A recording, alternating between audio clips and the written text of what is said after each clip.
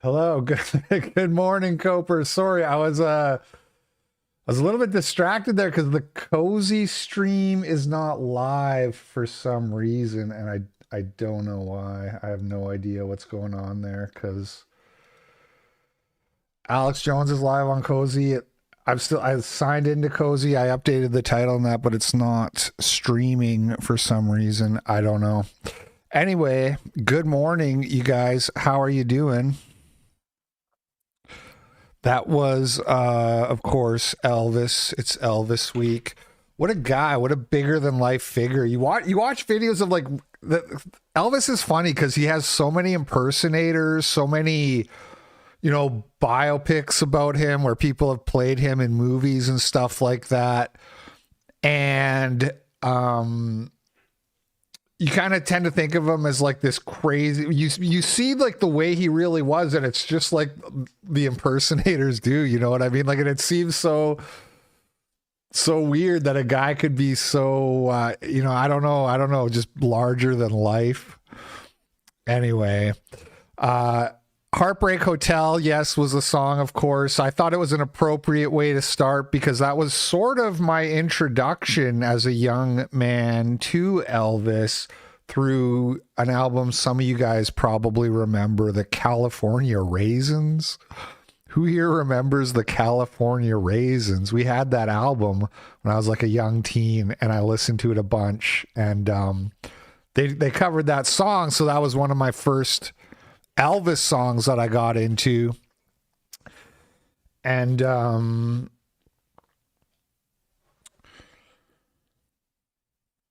what else was I gonna say? Oh yeah, in that Heartbreak Hotel performance, it's funny, the guy's playing the guitar and Elvis is like, dude, and the guy's smiling. You can see the guitar player, he's like thinking like, oh man, I'm gonna get some sweet crumbs of Elvis pussy. I'm gonna get some scraps. I'm gonna get the scraps of pussy that fall off Elvis's table. And the way Elvis is like doing the guitar thing, Elvis seems like the kind of wingman who would like keep talking up his friends to try to help get them laid, but all the girls just want him anyways. You know what I mean? It's just like doesn't matter what he does, it doesn't help. Anyway. Why was there no YCSP last night? There was no YCSP last night because I had basically no power all weekend. I also missed the call-in show. I'm sorry about that. It's very frustrated with the whole thing, especially when we hit the goal and the goal was so high and we hit it almost as a meme to make me do the show, and then the show didn't happen. I'm sorry about that.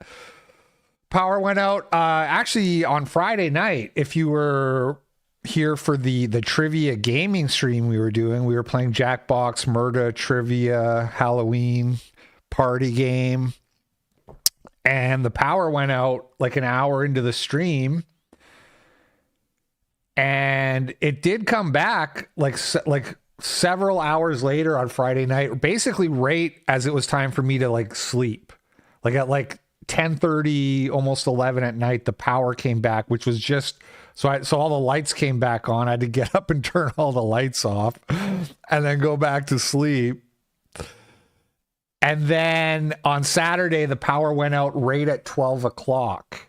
So we had our gender reveal party for my wife's sister, my sister-in-law. Boy, by the way, it's a boy, so we're all excited about that. No offense, ladies. And so I had like already, some of you might have seen, set up the call-in show to do. I set it up for because I was like, I got home from the gym and I was setting it up so that I could go do the gender reveal party and come back and have the show ready to go. But the power went out. The power did not come back at all on Saturday. The power came back Sunday afternoon.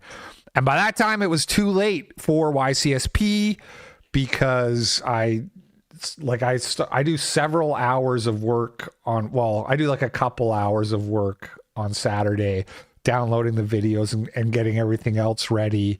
And it was just like too late. It was too late to do it by the time the power came back. So that's what's up. I'm sorry about that.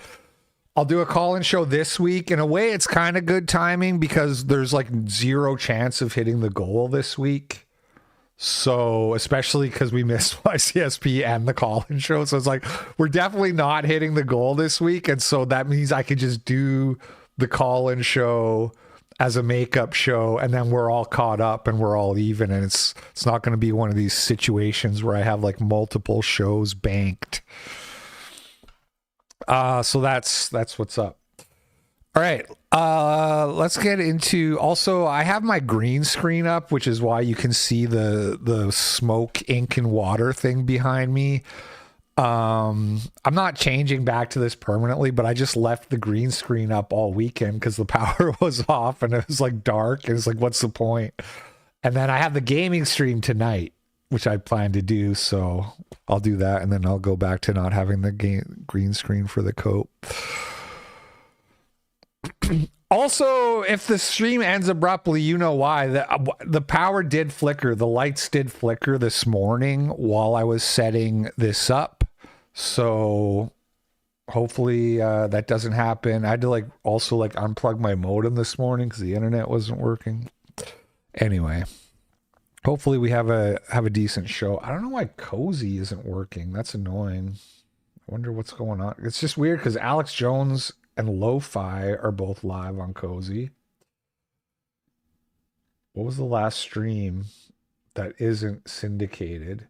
Intro by Wurzelroot 12 hours ago. Yeah, I don't know. I need a generator. I mean, I was thinking about that. Maybe we have a generator, but we use it for the main house. And actually feels like I can hear a generator right now for some reason. I don't know if it's steady enough. I don't know if it's the right kind to run the computer on. I'm going to probably talk to Chris about it. That's my father-in-law. Because the thing is we're planning to move in a year. And so it's just another piece of clutter, to have to deal with when you move. But, it doesn't take very many missed shows to pay for the generator. Well, depending how much the generator costs. Anyway, I don't know. It's we don't have we already have one big generator in the garage. It's not like we have infinite room for stuff. That is I live in this small apartment. I just don't have a lot of room. So I don't know. We'll see. Probably not, though. Probably not. We're moving in a year. You did it, LP. I don't know what that means. Okay. Let's get into the news here. We have our main story here that I want to talk. Not a lot happened this weekend. We have a lot of crime stories. There's a lot of crime stories we're going to look at. But culturally, there wasn't a whole lot happening. But this was sort of the main thing. This guy dressing up in a full-blown, tailored SS uniform, Nazi uniform, pretty high quality by the looks of it. Really got a lot of the details correct and stuff. And he goes to this bar, the Drippler. He goes to this bar and people freak out. And there's a physical confrontation. He ends up getting arrested and charged with felony assault. And one of the big parts of the story is that Nick Fuentes was like, you shouldn't do that. That's cringe. And a lot of people disagree with that, including me. I kind of disagree with Nick on this one. So we're going to get into this. We're going to get into this. We're going to get into this. Spinach Bra had a really viral tweet here, which this guy I'm pretty sure is a Groiper. I'm pretty sure this guy is basically a Groiper account. I should know because I'm mutuals, but he's at least adjacent to that. This was like one of the first tweets about this that broke the story. Zoomers are dressing up as Nazis for Halloween and beating up women in self-defense. This got 25 million impressions. Wasn't the whole point of Halloween to dress up in costumes and role play? Why is everyone pressed? He says aura. You can see here again, you can see the kind of the fairly accurate looking costume. Doesn't look like a cheap, Spirit Halloween type of costume. Shoe on Head says, I don't know what they're so mad about. I think it's a great Will Stancil costume. White boy got a little motion. Right, so everybody was kind of having fun with this at first, and then Nick is like, no, that's cringe. That's cringe. This is the anonymous tweet about it. This one has 7 million views. He says, a group of U.S. women kicked out a Nazi while a group of U.S. men stood around doing nothing. People around the world are noticing that it is women who are leading the fight against fascists in the U.S., whether it is Nazis or ICE. Yeah, he's not wrong. He said, we do notice a lot of women at these ICE protests. Make of that what you will. But anyway, I want to watch the video here because this guy was arrested and charged with assault. A lot of people are saying it's self-defense. Apparently, allegedly, so he's holding a beer stein, right? He's holding, you can see down here, he's holding a German beer stein. And apparently he smashed the girl in the face with the stein, breaking her nose, and she had to get stitches. So it was a fairly significant act of violence, apparently, that happened. I didn't see this in the video, but I haven't watched the video super closely, so I'm going to try to really pay attention here and see what happens. Get the fuck out! Get the fuck out! Get the fuck out! Right, so right there, she put hands on him and pushed him. Now that technically is assault right there, although it's a little bit of a gray area because he's standing on the threshold of this bar, and they're trying to kick him out. Now, does she have the right to do that? Is she an employee? Did the establishment kick him out? This is what I mean by gray area. We don't know all the details. Obviously, if you're just a civilian, you can't kick another civilian out of a public place, and you can't assault them. But so just analyzing the video here, that's thing one, is he's already been assaulted right off the start of the video here. Don't touch him. Don't touch me. Get the fuck out. Don't touch him, bro.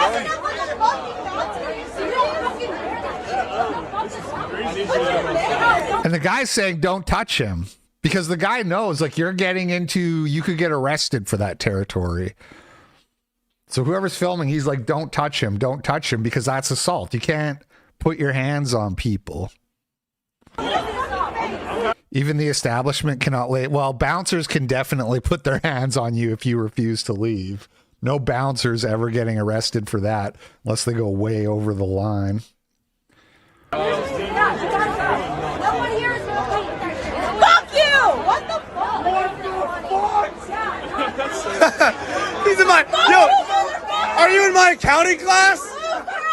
Yeah! What up, bro? What's good, bro? How are you? Look at this guy. See, the guys all seem to think it's mostly funny and kind of like astonished at the detailing of the costume, right? It's almost like that's really the stories. Like, you're like, dude, how did you get such a good looking SS uniform? Like, bro, who's your tailor?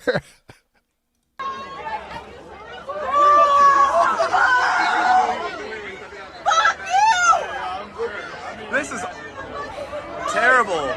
Now, I'll note too here, this fat person who's just off to the left in the camera is wearing what appears to be a birthday party hat with her suspenders, them suspenders.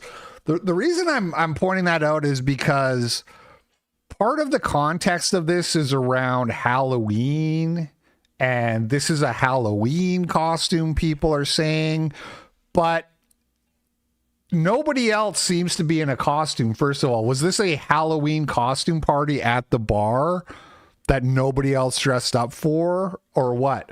Also, it's not Halloween weekend, bro. It's the weekend before Halloween weekend. Halloween lands on Friday this year, which means Halloween and Halloween weekend. So if you want to dress up as a Nazi for Halloween, you should do it on Halloween. Don't do it the weekend before.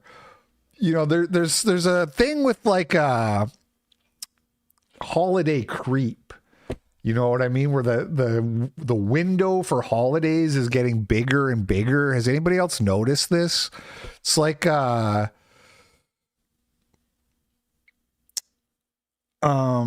like November 1st, people start putting up Christmas decorations now. You know what I mean? And playing Christmas music on the radio and in the stores and shit like that. But like, so I don't think, you know, I'm not a fan of you. It's October. It's not Halloween all fucking month. Why are you going out in a costume? But having said that, you know, I would defend a guy's right to dress up as a Nazi any day. Any day.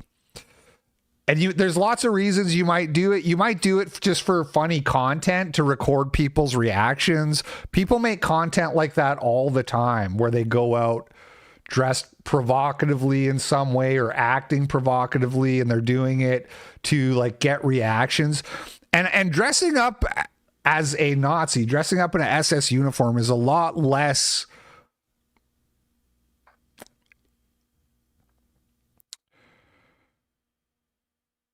thank you, Orthodoxer. Thank you for that. I don't know why the alerts aren't playing. It's all kinds of technical problems right now. I don't know. Something feels off with the view counter. I feel like I'm missing multiple things, not just Cozy, but whatever. No, maybe it is just Cozy. Yeah, it was. So it was weather related. It was like raining hardcore all weekend. Try to get this working.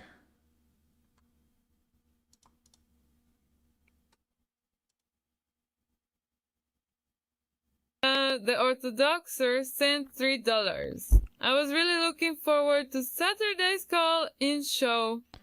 Alas, the weather had other plans.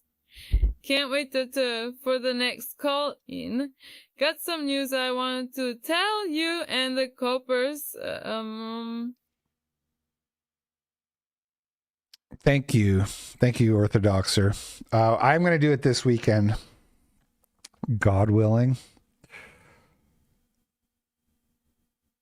Anyway, I think look, man, this is America. If you want to put on an SS uniform and go out in public, you can do that. And people don't get to, and people can like freak out and yell at you if they want to act histrionic about it. They can do that, but they don't get to touch you. Okay. They don't get to put your hands on you for doing that. People might try to get you fired from your job. Of course, this is not, I wouldn't, you know, there's reasons not to do it, obviously, but you, as an American, you can do that if you want to. And as far-right Americans, we should obviously, I think, defend people's right to do that and support it, because this is all moving the Overton window.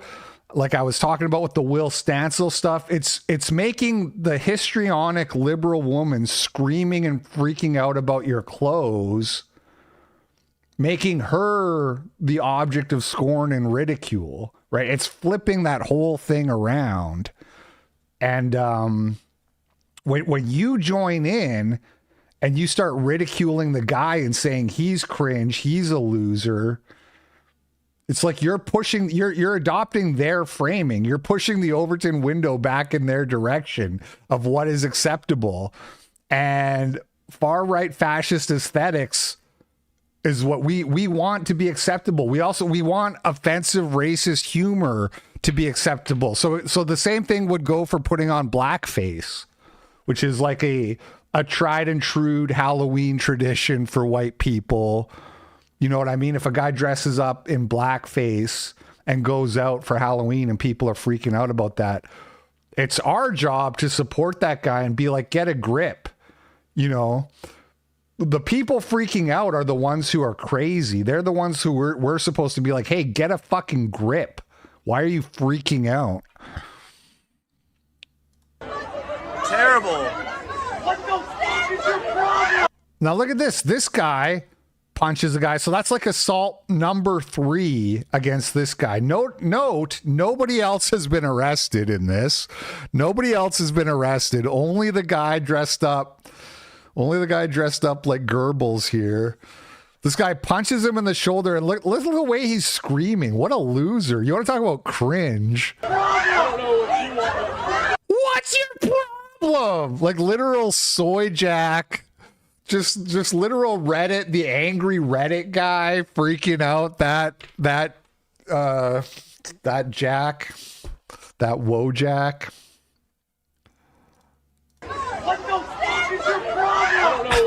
Voice cracking. Is this serious? Oh my god! No, I have no idea. We're seeing you on the second. Oh, okay. So so what happened here? Here's the assault. We're seeing you on the second. So what happened? Oh, she grabbed for the armband and was trying to rip it off, and he decks her. So she's holding his arm. Ripped. It almost looks like she did rip the armband off because is it the wrong arm? It's hard to tell. It's hard to tell exactly what happened here. We're seeing you on the second. No. Okay, so he decks her with the Stein. It's really happens quickly. The video ends quickly. But, okay, look, man.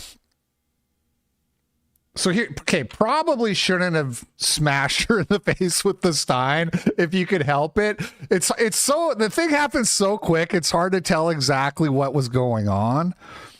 It wasn't full force. Well, he did, according to the news reports, he broke her nose and she had to get stitches at the hospital.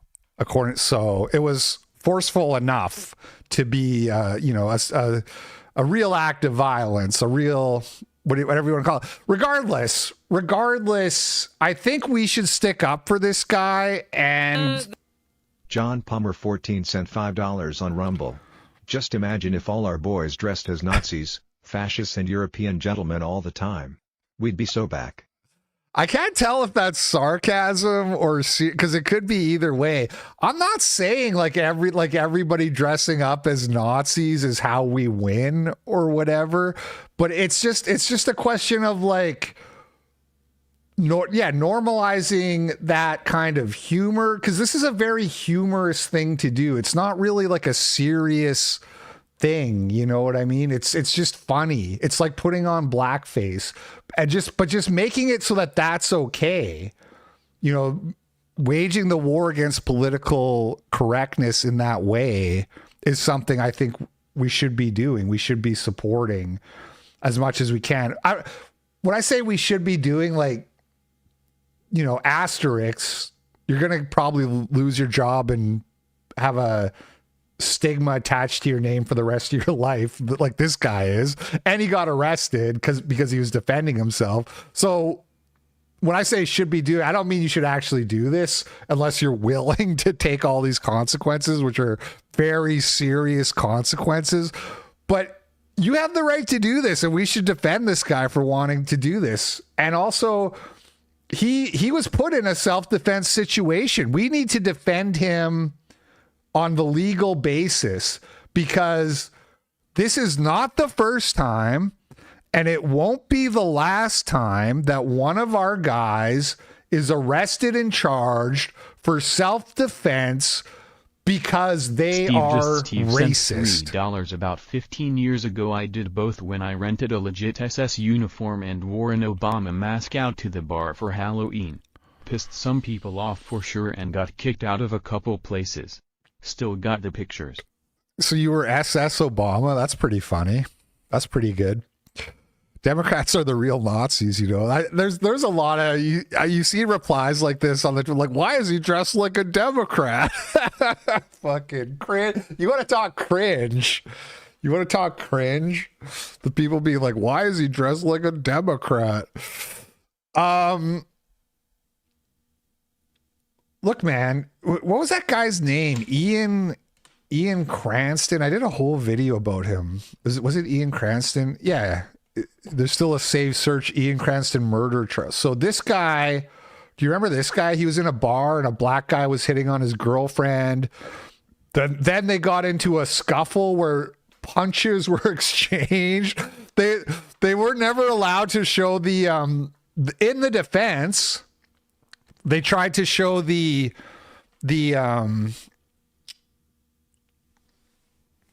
camera, the surveillance footage from the bar. They weren't allowed to. They weren't allowed to show the surveillance footage.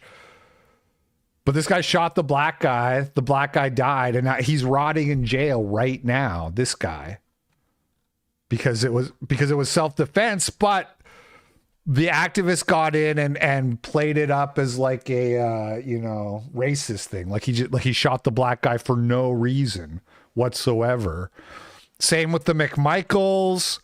Same with lots of people, man. Lots of people who have acted in self-defense have been put in jail because there's like a sort of a racial element to it, or you've been labeled as a racist in the media. And that's what's happening to this guy. And so we should absolutely support this guy's right to defend himself when he's getting attacked by an angry mob of shrieking yentas or whatever, liberals, whatever they are. And I don't know if there is currently a way to support him. I know Paul Miller is working on it. Athens man dressed as Nazi assaults woman at downtown Athens bar. A man dressed in a Nazi uniform was arrested early Friday morning after getting into an altercation with several people outside a downtown Athens bar, smashing a young woman's face with a glass beer stein. Videos posted to Reddit and other social media sites, some of which were later removed by moderators, showed the confrontation where several people, including women, accosted the Nazi cosplayer, and he responded by swinging a glass mug into one of the women's faces. Photos showed what appeared to be the same man being arrested outside of the West Washington Street parking deck. So here he is getting arrested.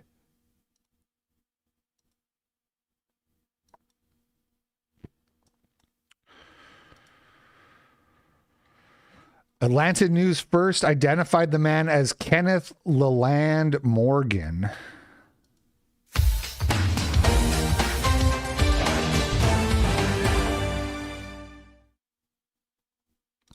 This is one of these not actual news videos.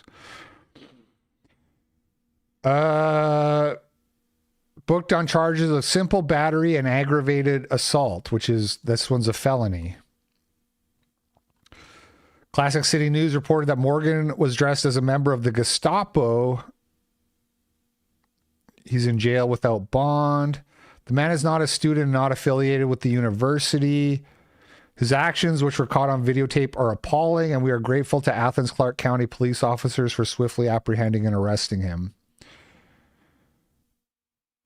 The victim, UGA student Grace Lang, told the Red and Black that she was at Cutter's Pub with a Jewish friend when the man in the Nazi uniform tried to enter the bar, and that she tried to rip off his swastika armband. Right. So the woman, this is the woman who he smashed in the face, Grace Lang, admits that she was trying to rip off his swastika armband. Hey, I'm sorry, but you can't do that. This is America. You're actually the aggressor. Right, as Revolt accurately points out. You are the aggressor, and he was defending himself and his property. You don't get to just, like, rip off people's clothes because you don't like it. This is America. She has suffered a broken nose, black eye, and cuts to her face and had to go to the emergency room. So here's her interview in the Red and Black. An unacceptable display of hate. Woman assaulted after confronting man in Nazi costume. What began as an ordinary Thursday night in downtown Athens took a disturbing turn when a man dressed in a Nazi uniform with a red swastika armband assaulted a woman outside Cutter's pub. All of the coverage everywhere about this is he assaulted her. And then they'll like sheepishly, like a few paragraphs down, like admit that she was like attacking him. A video by the way, this guy's probably going to get convicted if we're being real. But we should support it. We should support him and try to help him defend himself on principle, because even if he was out there being provocative, and even if he maybe defended himself a little more zealously than he probably should have, again, it doesn't matter. We have to get these legal precedents to stop fucking us, where they act like it's okay to put people in jail because they have the wrong political opinions, and then using self-defense as an excuse to do it. A video capturing the incident shows the woman argue with the man, push him back, and grab for his armband. So assault. So assault. It then shows the man swing a glass pitcher at the woman, striking her in the face and knocking her to the ground. Soul Divider sent $3. What happens to a guy wears a white Stalin uniform? The answer is not a damn thing. Welcome to Propaganda America, folks. Let a nigga breathe. Yeah, of course. Thank you, Soul Divider.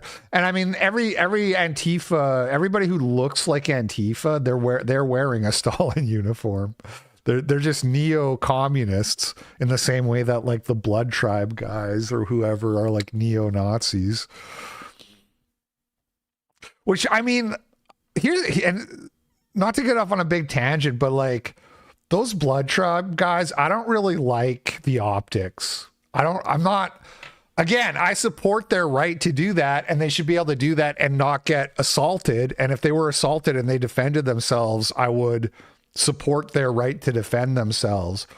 But the actual SS uniform is so much better looking than just like you having like face tattoos and waving a swastika flag around, dressed up like a white gang member or whatever. You know what I mean? The SS uniform just looks so good. Can we at least all agree on that? Can we all agree that it's just a really nice outfit? Grace Lang, the victim of the assault and the fifth-year photography and geology major at the University of Georgia, said she was participating in a bar crawl event for a student-run magazine. I had been at Cutter's for around 20 minutes. After grabbing one beer, I sat outside with friends for 10 minutes before my friend, who is Jewish, noticed the man in a full Nazi uniform. I don't know what's going on with this N in brackets. Like she said Aussie or something. Full Nazi uniform, complete with red armband with the swastika. That's how you know it's real. That's how you know they're not playing, when they got the full red swastika armband. They get into a yelling match, and it is just him and two women smaller than him. I get up and go to get in between them and use my body as a blockade to keep him from coming in. I reach to rip off the armband, as that is the identifying factor that changed it from a soldier costume to an unacceptable display of hate. So, confession there, a confession of her crime, that she tried to destroy this guy's property. She tried to rip his clothes off of him because she didn't like him. It's also like, this is like a woman playing lawyer who has no fucking concept of the law. I tried to rip the armband, as that is the identifying factor that changed it from a soldier costume to an unacceptable, right? So it's like Look, if he wasn't wearing the swastika armband, I wouldn't have had the right to assault him. But because it did, that's what I went. Like, you are an idiot. That's not at all how the law works. You sound like you're trying to make a legal argument. You don't know what the fuck you're talking about. Lang said the confrontation escalated quickly after she intervened. We struggled for a couple of seconds, but he immediately swings a large glass pitcher into the left side of my face. I think he maybe should have tried to handle it a little less violently. But again, it's hard to judge because these things happen so fast. And when you're in the moment and you're surrounded by a mob, you don't have a lot of time to think through all your options. And it does seem like his other arm was locked up with her reaching for it, like they were holding on to each other with that arm. So it only has one free hand and it's holding the pitcher, and he could like drop that and break it. It's like, I kind of get it. Lang said the altercation began because the man's apparent attempt to provoke outrage. His blatant attempt to instill fear and create outrage in the community was what sparked the issue. I grabbed the armband, not him. It's the same thing, right? Remember, we watched a video like a few months ago, that college professor who got arrested for knocking the guy's hat off. Same thing. If a guy's wearing a MAGA hat and you just flip it off of him like that, guess what? You committed assault. You assaulted that person. I grabbed the armband, not him, to remove a hate symbol. No such thing. Meaningless construct. Hate symbol, not a legal construct. The bar we were at doesn't even have glass pitchers, and I have no clue where he brought it from. Part of the costume, obviously. I didn't see it in his hand, but he was clearly ready to use it against anyone. I mean, against anyone who assaulted him, maybe. He didn't go out and just smash it into a random person's face. He smashed it into the person who was trying to rip his clothes off. Lang said the assault left her with a broken nose and several other injuries. My nose was broken by the pitcher, and I had to get 4 stitches on my bridge when I went to the emergency room, and it's difficult to breathe right through right now. I have a large welt on my left cheek, and my eye is black and swollen shut, and my neck and head have ached since. Lang said the man was arrested while she was still outside the bar waiting for emergency services to arrive. He ran, but was apprehended shortly after, still wearing the full outfit, but lost his hat. That's a bummer. Okay. So that's what happened. Now, again, we should, in my opinion, close ranks around this guy and defend him and demand. We should demand that woman and everybody who assaulted that guy is arrested. We should demand that the law is applied evenly, and that the law is not used as a cudgel against people who you perceive as having the wrong opinions. We all have video of these people assaulting that guy, putting their hands on him while screaming in his face. She admits it in the interview that she was trying to rip off his clothes. So why are they not being charged? Why is the only person being charged the person who defended himself? And we should all be demanding that these people be arrested and that the law be applied equally and according to the letter of the law, and not based on who's the good guy and who's the bad guy according to my fucking Marvel Reddit morality in the situation. Okay, that's what we should all be demanding. But Nick is a lot more busy counter-signaling this guy. I don't know who needs to hear this, but Nazi LARPing is still cringe. Low IQ people can't help themselves. They go from maybe something is up with Jews to therefore Hitler wasn't as bad as we were told to we need to dress up like Hitler.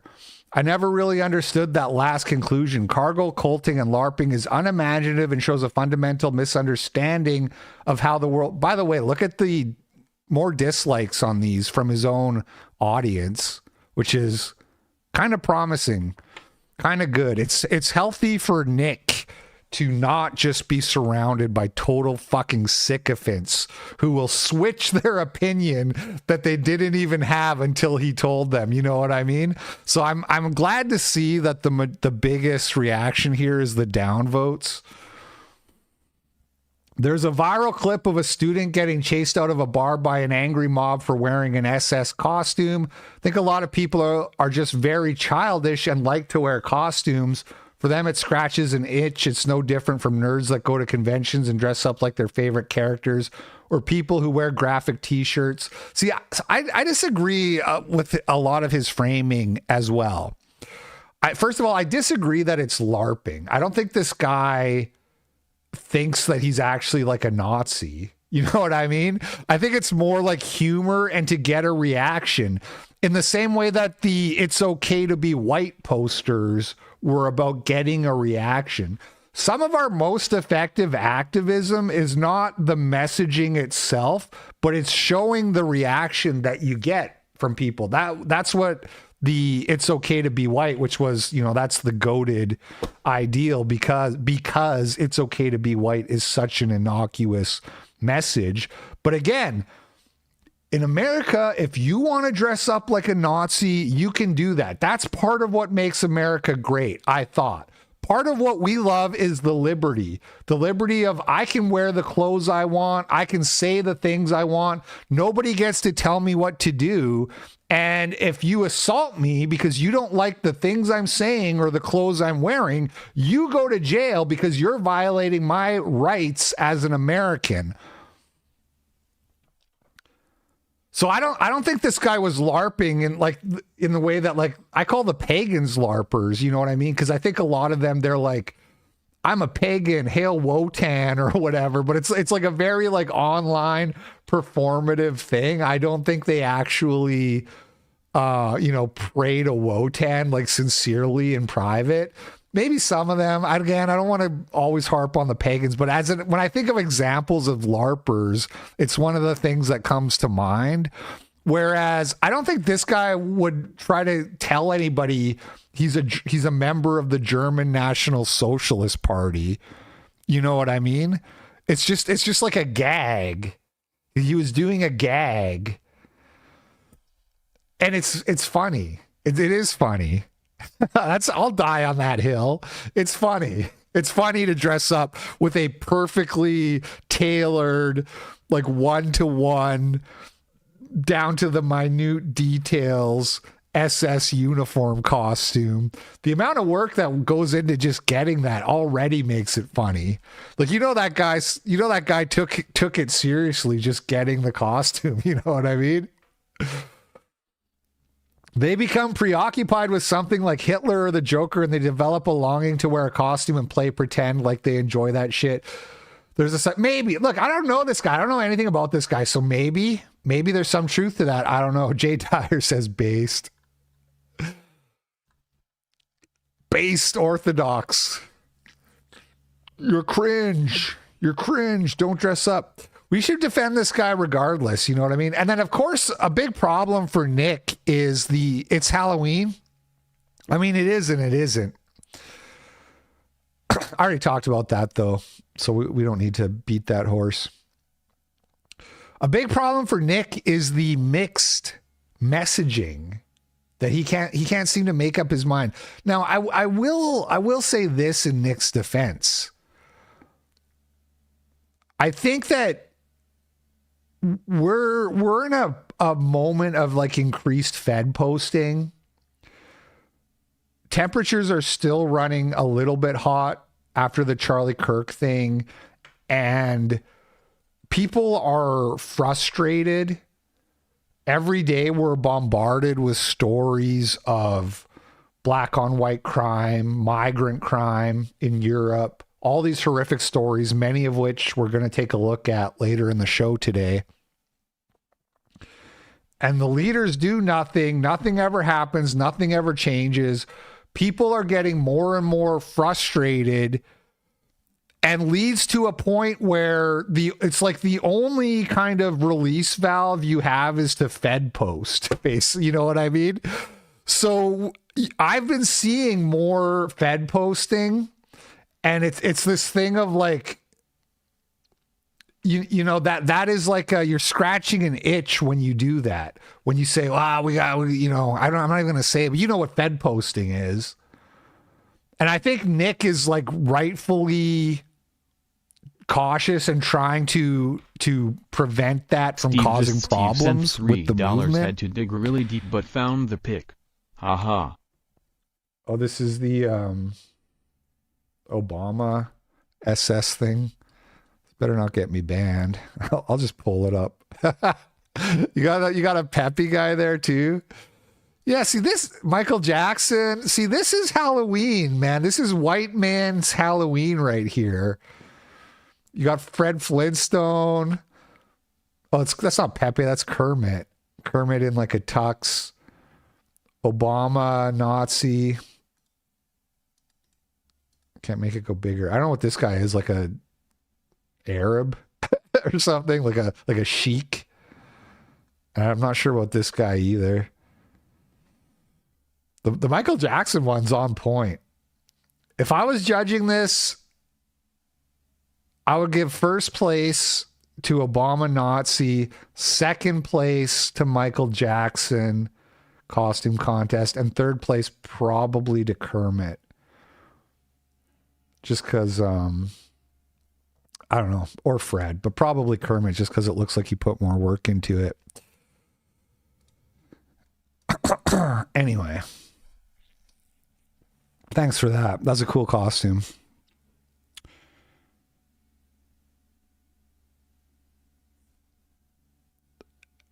So I think Nick is trying to like, you know, and we had this thing with the group chat leak and these people having their lives ruined. Nick doesn't want people to ruin their lives, which is not, in all fairness to him, is not bad advice.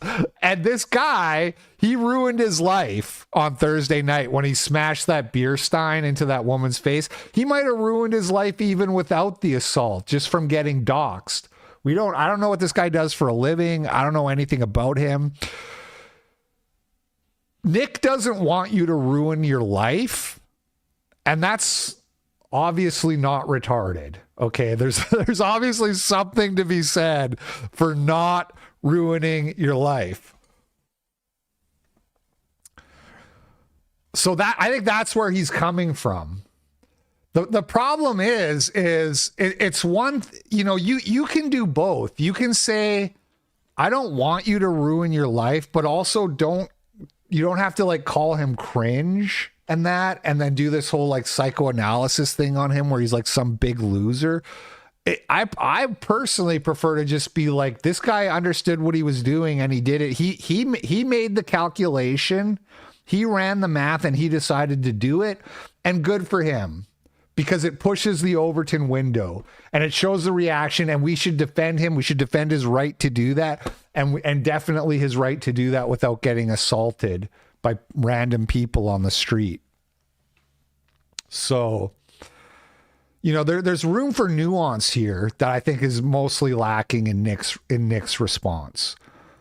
You shouldn't ruin your life unless you've really thought about it and decided that's what you want to do. But also, if you want to do that, it's your right to do that, and nobody has the right to assault you, etc. And then, of course, the problem that Nick has too is the mixed messaging, because he LARPs as a Nazi all the time. How many times have you seen Nick be like, I love Hitler, we love Hitler, and this, you know what I mean? Stuff like this. This is after he came back from meeting with Ye and the, you know, the Nazi pictures and stuff. And you might have seen what I was up to. I was in the laboratory. I was at Nazi headquarters with the lead Nazi of planet Earth and the universe, Ye, the supreme leader of America. Good to see him. I have to say, he's looking great. He is locked in. So that's after he went back and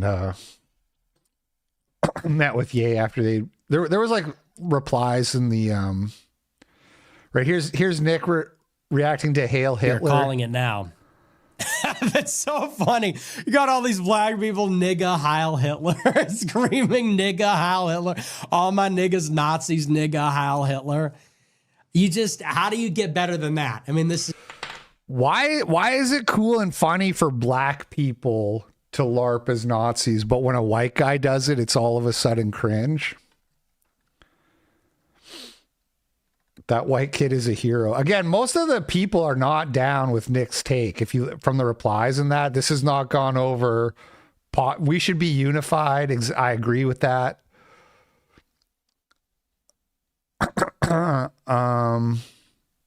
Right, you got stuff like this, people posting stuff like this. There's definitely a little bit of a mixed message, right?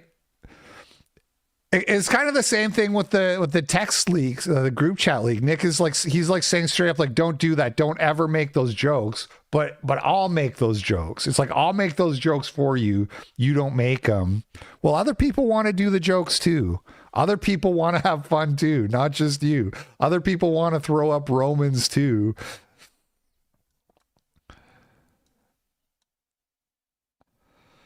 Corey Mahler posted just an example of this where this was posted on like Imgur or Reddit or whatever, and all the people like talking about killing the guy. He should have been stomped out the same as he'd do, stomped until there was just wet mush. The Kirk treatment would be nice. It's what they would do precisely. Don't touch him. Punch him hard, right? So don't touch him. That's a reply to the guy in the video saying, don't touch him. That's assault. This guy's like, yeah, punch him hard.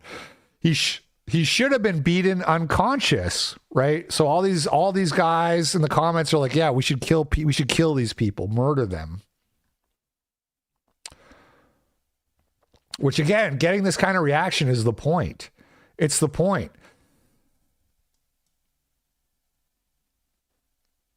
And here you have a Suka Groiper. Will Wignats be honest and at least admit that this guy looks like an aging lesbian? So again, try to find like a bad pick. Mr. Bliss Chilling sent $3 after watching most of Jay's recent 4 hours debate on Catholicism on The Blaze, and decisively winning, and Nick's recent attacks on Jay. I think Nick senses that his position as a Catholic is threatened and weakened. Not totally related, but happening.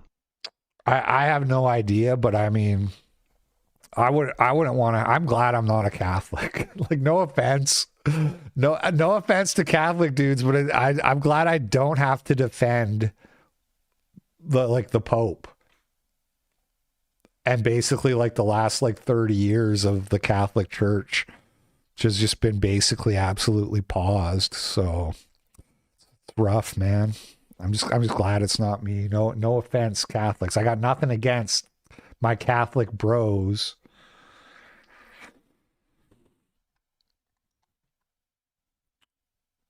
But also, Jay won't debate Corey Mahler for what it's so Nick is running from Jay because Jay gets to be more based because the Catholic Church is so paused, I guess. And Jay is running from Corey Mahler because Corey Mahler is more based than everybody else. I'm a Protestant, and I'm like non-denominational, but I do. The more I learn about Lutheranism, the more I like it. But I'm not pressed. I'm not pressed about picking the right denomination or the right sect. I'm just more pressed about my relationship with God. You know what I mean?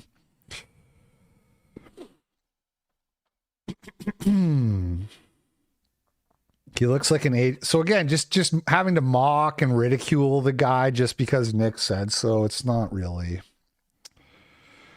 Counter signaling white aesthetics is not helping you beat the charges. Groypers are never beating the allegations. Not feeling this, Chief. He looks cool. He looks great. Yeah. So again, attacking our guys just because Nick said to is not a good look. It's a part of why people have a problem with the Groypers. You know what I mean? absence of nuance, and also just the absence of unity. Paul Miller says, from what I have heard, this brave young man was arrested. I would like to try to help him. If I can find any contact info, we should help him as a community. I agree. We can't give every person $1 million like we did to Shiloh, but we should try to pitch in and help a guy like this. Now, somebody said there was a Give Send Go for him here, but not sure if it's legit. Give Send Go / Kevin Morgan. But when I clicked on it this morning, it was taken down.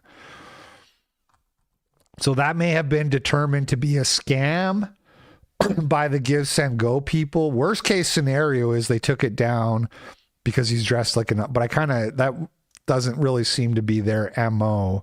So more likely it was a scam. Oh, they set the donation amount at $271K. That's fun. That's funny. 1488 raised. Look at this. Goal 271,000, raised 1488. But it does appear they took that down. So I don't know if currently, does anybody know if there is a way to help this guy? This guy has me blocked. What a bitch. What a bitch.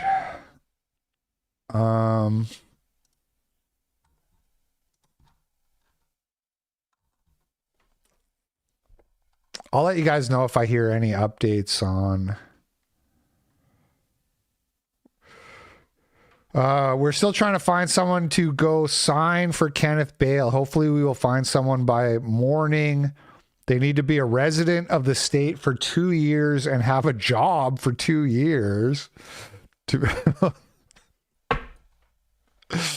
Guess we're all out of luck. To be able to sign the bail, I'll let you guys know when he's free. Kenneth Morgan bail has been paid at gas chambers. Myself and all the people who donated made this possible. We just need a co-signer to go to the jail with the bail bondsman, blah, blah, blah. He'll be free. He is an honorable man, a gentleman. Hail gas chamber. We're going to pay the bail.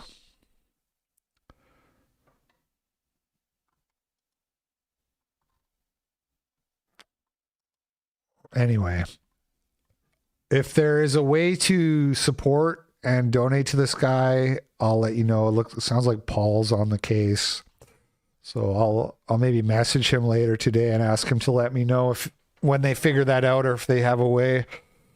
Okay, so that's that story. Meanwhile, liberals are dressing up like this for Halloween, which I'll be honest, I'm not even like that mad about. I'm not mad. I'm not even mad. It's been like, what, 6 weeks at least? It's been almost 7 weeks since Charlie Kirk got killed, and it's Halloween, and I like a good offensive Halloween costume. I think your Halloween costume, if you know, there's just something to be said for designing a Halloween costume in a way that's gonna piss people off, and I just kind of respect it. So this just didn't bother me that much. Oh yeah, Nick's Joker comment was a dig at Paul. Yeah, I had asked Nick to do the progress report with Paul, which would have been so epic, but obviously that's not going to happen.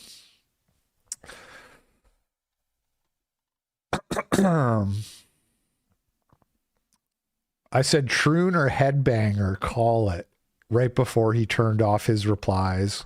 And that's just because I don't know. Is this a troon, or is this just a guy with long hair, or is this like a really ugly woman? Your guess is as good as mine. The thing is, the difference is though, of course, that people can dress like this and people will tweet about it being offensive and stuff like that, but people don't really send death threats. And if you went out like this on Halloween, people would not assault you, I don't think.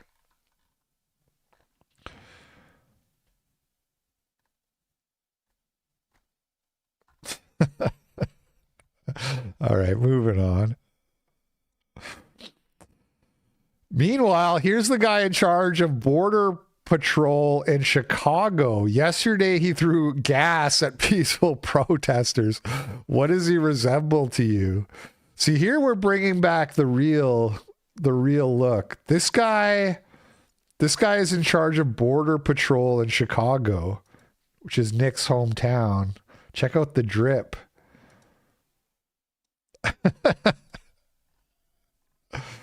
Here's a few more from CNN.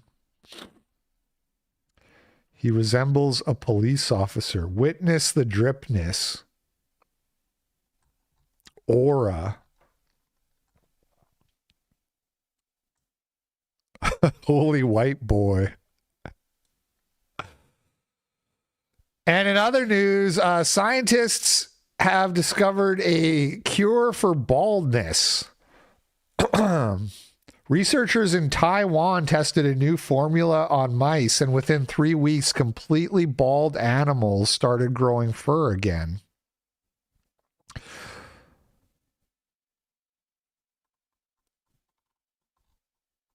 The protection of Taiwan is more important than ever. First, they grew an ear on a mouse, then a Hitler mustache on a mouse. Next, they will grow an entire Hitler on a mouse. It's a good one. That ear thing feels like it was so long ago. That feels like I was in high school. It wasn't that long ago, though, was it? It was 1990s.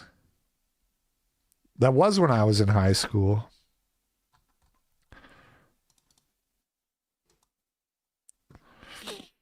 I'm Taiwan's top guy. We're all excited. We're all excited for the hair growth serum from Taiwan. Hopefully there's no horrific side effects. Hopefully it's not a monkey's paw, but great things are happening, you guys. Great things are happening in the science space.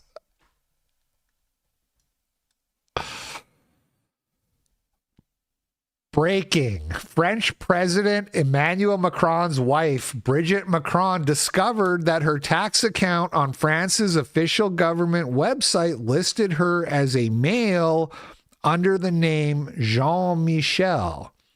Now, Jean-Michel is the name of Brigitte Macron's father, which is, or no, sorry, not her father.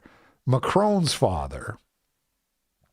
And so the story is, according to Candace, Macron's father trooned out and married his own son. I guess. I don't know. I haven't followed it that closely, so correct me if I'm wrong. But I guess that's the story. And then this broke, and everybody's like, oh my God, sign your Candace apology forms. Like, this went viral on Twitter, a bunch of accounts saying, like, holy shit, Candace was right the whole time. You know, Milo was tweeting about it. Milo was like, a lot of people owe Candace an apology. People are saying Candace is going to be president someday. I don't know about that one, big dog. Imagine Candace and Nick are both running for president at the same time. Imagine, if you will, the year is 2038 or whatever year it is, 2036. Candace is the head of the Republican Party and Nick is leading the Democrats.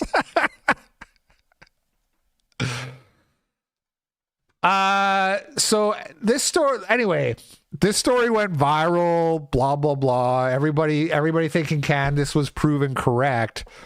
But what actually happened was that hackers went in and changed her name as like a joke in the government website.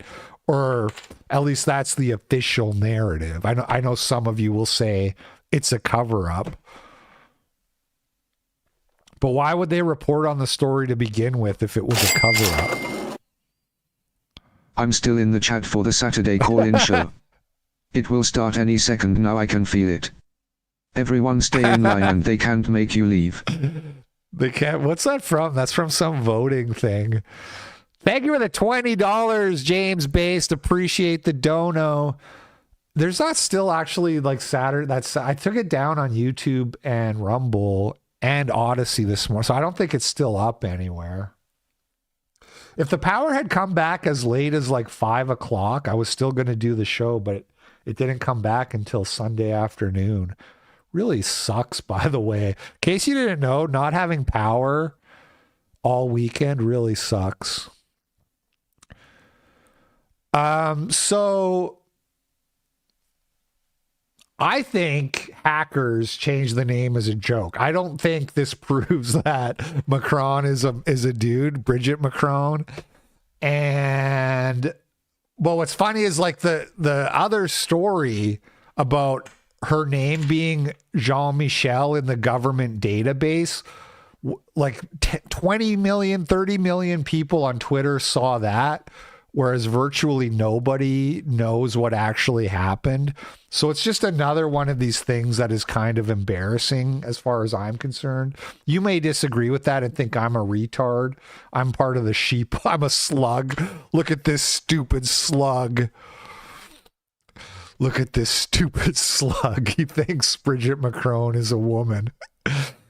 But I just think it's kind of embarrassing the way the way this misinformation, I'll say it, I'll use the M word, this misinformation spreads on the right wing and kind of makes us all look foolish. I'll say it. Keira Knightley, a viral tweet from Evie magazine. She bans social media at home to protect her kids. I find it very terrifying because they're unregulated spaces, and I think for children, unregulated spaces are ones I want to protect them from. So in our house, we've got a no social media thing. They're not allowed on devices if we can't see what they're looking at. We're at one of those schools that is doing that social media free childhood where the parents mostly all do the same thing. So I think most of the parents at the school, there's a big push. Most of us are in agreement, and that's the way forward that we want to go. It really shows if you want to try to protect your kids from the internet, you really need, it's like basically everybody knows this. It's impossible to do unless you have a whole community that's on board in it together, which is why the whole, like, when they try to like age restrict porn and people are like, just watch what your kids are doing. It's so ridiculous. It's such a ridiculous argument for anybody who lives in reality, who knows that kids have friends and their friends have phones and their phones have internet.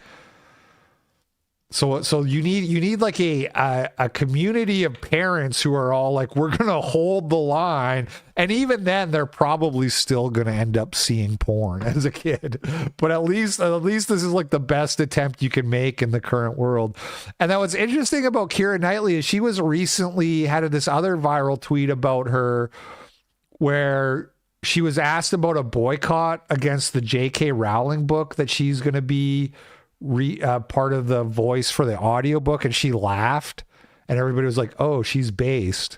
I saw you're voicing Professor Umbridge in the new Harry Potter audiobooks. I was wondering, are you aware that some fans are calling for a boycott given J.K. Rowling's ongoing campaign against trans people? I was not aware of that, no.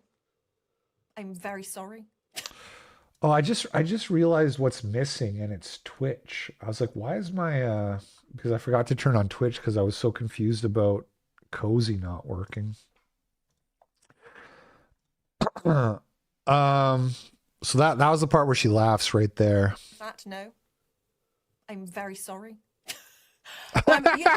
She like apologizes to and then she like laughs. No, I think we're all living in a period of time right now. We're all going to have to figure out how to live together, aren't we? And we've all got very different opinions. So I hope that we can all find respect. So she obviously has some idea what's up, and she's trying to protect her kids, and good for her.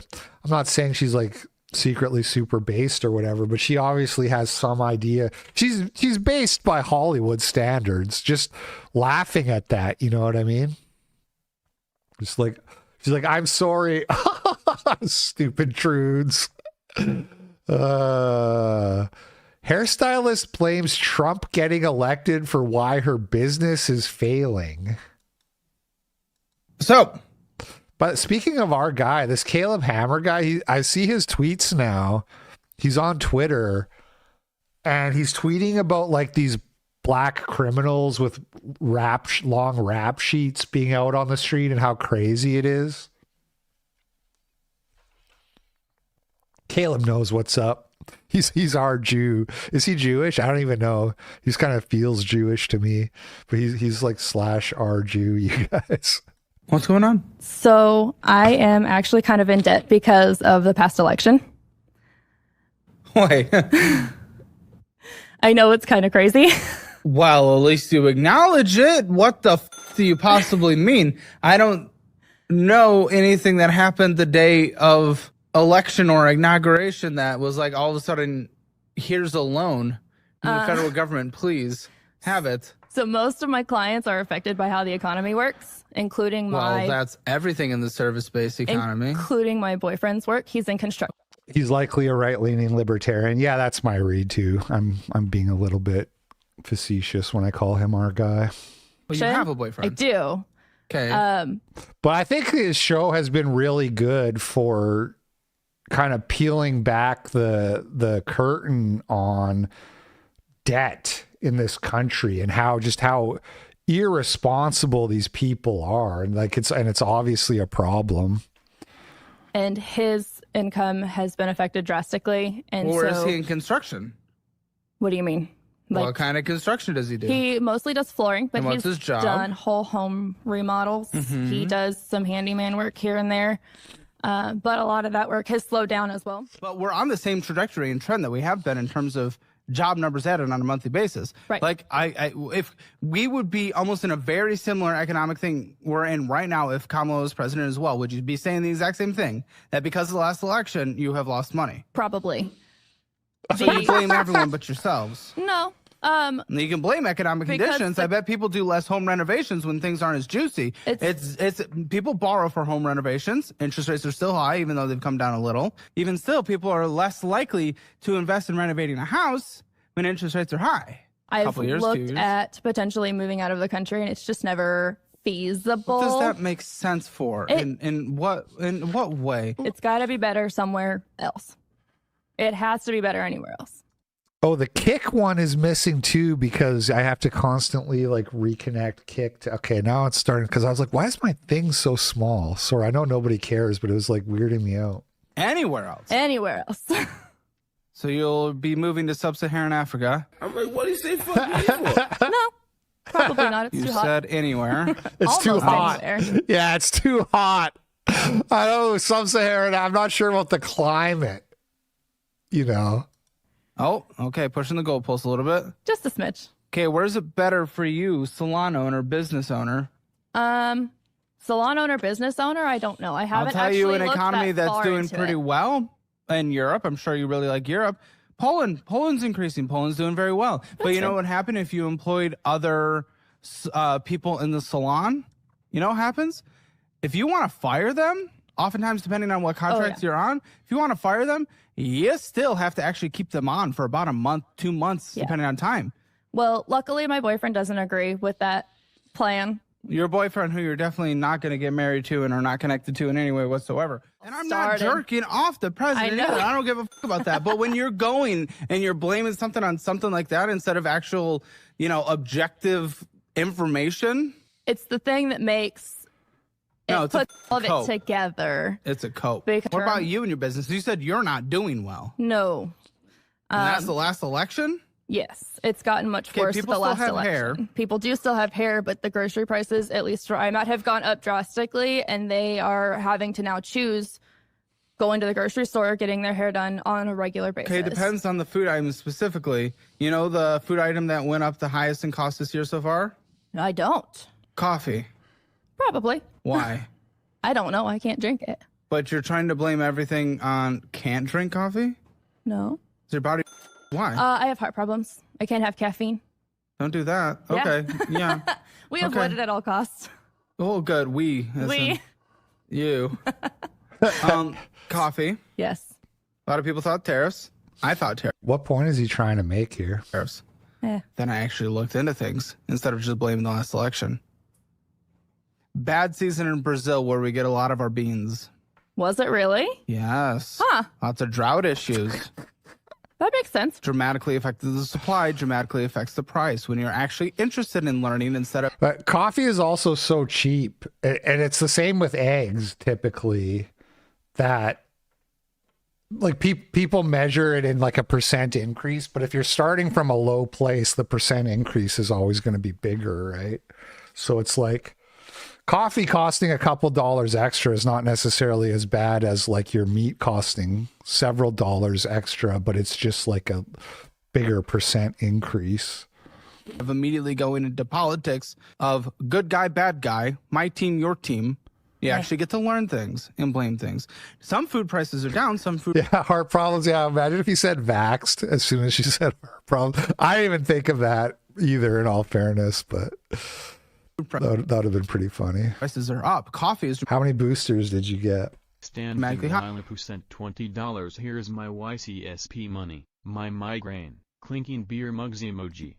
Thank you, standing while pooping. Sorry, there was no YCSP. I'll try to do a good one this week. Eggs went high, have relatively come back down, not perfectly. Right. Meat is up. Some produce, berries are down. Yep. Are you suggesting that everyone in the median United States in your area is choosing, let's make sure we choose our steak over getting a haircut?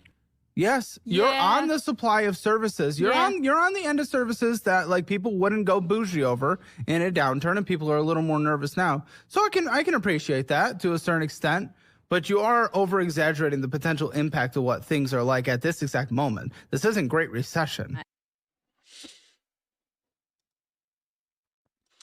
People who take loans and they have lots of debt, they'll always come up with excuses so it's not their fault for just being irresponsible, right?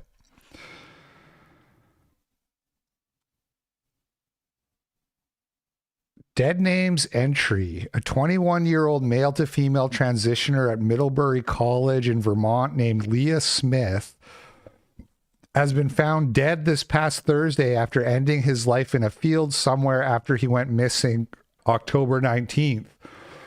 Leah had been affirmed by family and friends, socially and medically transitioned, and had been permitted to cheat at women's sports and impose himself on a student organization called Women in Computer Science. He was also predictably in the Japanese club. We'll come back to that. Why, if you don't know why that's funny, we'll come back to that. But troons are weebs, basically, is the joke. Middlebury College specifically recruited him to cheat at women's sports, so the loss of his cheating privileges may have created issues with funding his education. It was really hard also to have to put on the suit when he had a bulge. Suicide not prevented in this case, but dysphoria cured in the final analysis. Damn.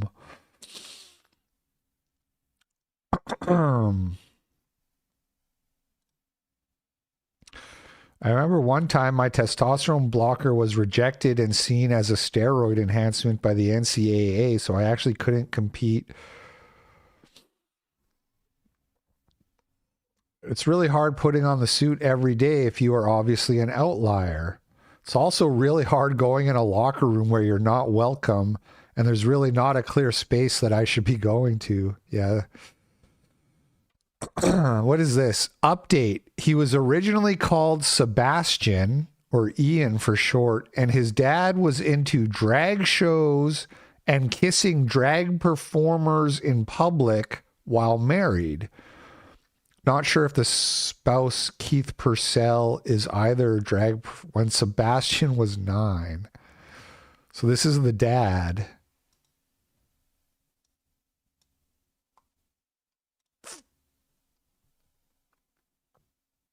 Brutal. Look at this bitch having me blocked. Wait, 2 dads? 2 dads trooned their kid. What are the odds? And then the kid committed suicide at 19.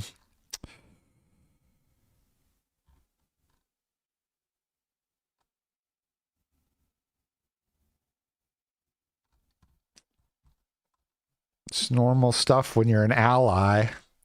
It's just par for the course when you're an LGBTQ ally. Gross. That's gross. New butterfly species, Irina's azure, named after murdered Ukrainian refugee. So a scientist discovered a new species of butterfly and he named it Irina azure after Irina Zarutska, which I think is cool because azure is the color, but it's sort of azure. It sort of sounds like Zarutska. Like there's the same letters, same kind of sounds in there. Very cool. J Probellum sent $5. Thank you, Parabellum, for the $5. Yeah, a little wholesome news to interject. Enjoy it while it lasts, because the rest of the stories are not so nice. This guy is pretty mad at his parents over him getting deported. But I'll keep going on.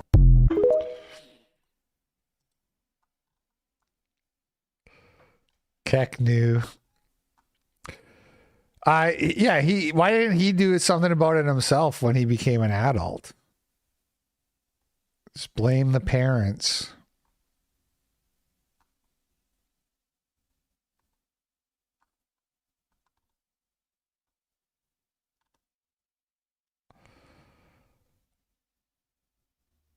They filed his paperwork correctly to come. They didn't even try to file them to stay. Incredibly irresponsible. Dude, imagine saying England is a third world shithole everywhere outside of London. Very, very brown coded statement there.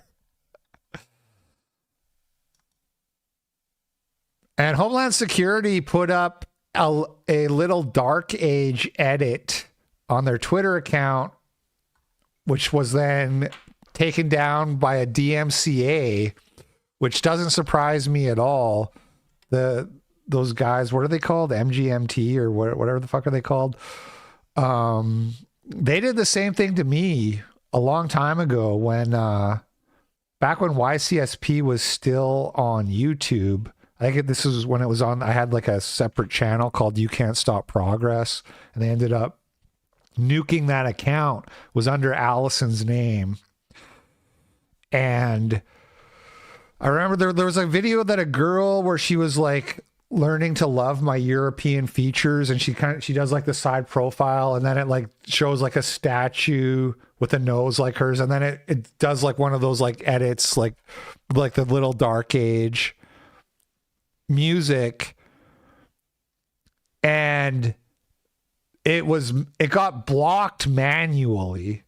So like they went in and they looked at it and they said block this worldwide. And as soon as I saw that, I was like, oh, they're doing that because it's like a right-wing edit. So those guys are like totally cucked. So I'm not at all surprised that they did this. But these things have never been tested in court, and as much as I would like for the Justice Department to test this in court so the rest of us can know what is the legality of using like 20 seconds of a song in your edit and posting it on Twitter, I don't think they are going to test it in court. So Savannah Hernandez went to Europe, and this guy says Europe is lost. Let's have a look. In front of the Eiffel Tower in Paris, France, because I've been covering the illegal immigration crisis in the United States over the last 4 years, but I wanted to come to Europe to check out how the crisis is going over here. Now, a lot of people will take you in front of the Eiffel Tower to highlight the immigration crisis, but we actually have been through various parts of Paris, and to be quite honest with you guys, this crisis is a lot worse than I even expected it to be. Now, I was looking at some of the numbers, and you have about 400... The BAP guys always say that like actually Paris is like totally fine and super white and it's a lovely place and this and that. So which one is it, man? Because video doesn't lie, you know what I'm saying? Very Nirvana coded by management. So true. Wow. It pronounced MGMT as management. Interesting. Thank you for the $3. 100,000 to 500,000 both legal and illegal migrants coming into France every single year. And as you are walking around various suburbs of Paris, you very much see that. Now, first impressions of Paris. There is graffiti on every single beautiful building as you are driving from both North Paris into the heart of the city. On top of that, the city isn't the cleanest, I'll be quite honest with you guys. It's pretty stinky, lots of trash. You are very much seeing the results of the migrant crisis on every... This is why there's literally a Wikipedia entry for Paris syndrome, which is like Japanese people traveling to Paris thinking it's going to be like this beautiful romantic city like they saw in the movies, and then just being shocked at how filthy and disgusting it is. Single street corner. I mean, everywhere we've gone. Duct tape says Paris is worse than London. I've been to both. On every single street, you are seeing African migrants. There are also various parts of Paris in which the French people and the French culture is absolutely nowhere to be seen. We are talking entire neighborhoods, entire cultural enclaves in which you are not seeing the French or their culture represented at all. And again, I wanted to come here because we are seeing the exact same thing mirrored in the United States of America. And similar to the United States, the media is absolutely covering up what is going on over here. The government is watering down a lot of those numbers. Now, I've been talking to a lot of local journalists, and similar to the US, they state that, of course, the media is completely watering down what is going on over here, going so far as to change the name of migrants when crimes are committed, so that way there isn't any bad sentiment in the public view towards migrants. You also have, of course, a large uptick in stabbings, in sexual assaults related to migrants, and the French women and the French men who try to bring light to this are told that they are racist, that they are fascist for trying to highlight these issues. So again, wanted to come on the street and not only show you the front of the Eiffel Tower, because a lot of people always come to this location. What else is going on throughout Paris? What else is going on throughout France? Because this issue is way more pervasive than anything that I was expecting to see, and it was, to be quite honest with you, pretty shocking. So we're going to be reporting Frontlines TPUSA on the ground. I kind of want to make I've been doing the Blacktivities thing where I clip like once a week for the channel all the black excuse me, crime stories. And I kind of am thinking about doing a new segment for like migrant crime, a similar segment. I'm just at a point where I don't know what to do other than showing people the brutal crime. I don't know what else is going to make you fucking pull your head out of your ass. Not you beautiful people watching, but you know what I mean. Whatever new people I can reach. State-sponsored Danish television. We see an ethnic Danish couple. Then an authority figure scientist comes in and says that if we don't mate with foreigners from the Middle East, we will die out from inbreeding. So this is state-sponsored television in Denmark.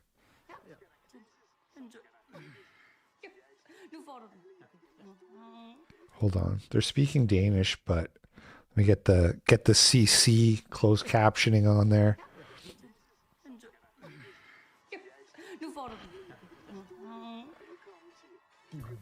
Hvad vi kan læse ud af DNA'et fra gamle tænder og gamle afføring. De første mennesker i Grønland, de uddøde på grund af en arv. DNA'et i denne her lille fætter har vist os, at vi danskere har overlevet, fordi vi har knaldet med andre folk. That's like a mistranslation. People were saying it says we fought with other people, but it's actually like mated with other peoples. Med andre folkeslag fra Mellemøsten og Vestasien. Og det har gjort os mere resistent over for sygdomme. Så hvis vi ikke blander os med fremmede, så uddør vi. If we don't mix up with strangers, then we die. So to give our children the best possibility, you should probably choose something a little more exotic.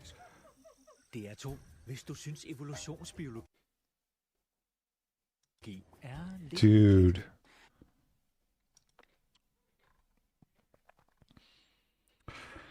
Urge to Fed post. It's so evil, man. See, he's saying it's the wrong translation. Yeah, it should say mated, which is obvious from the rest of the context. It's obvious that that's correct.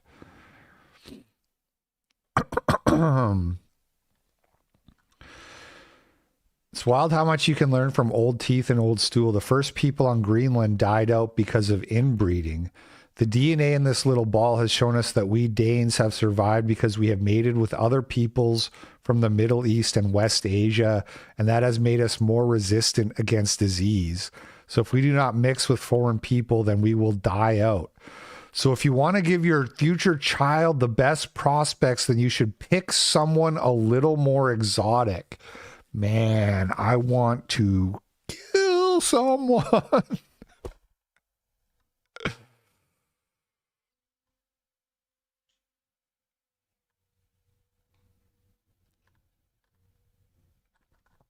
Unreal.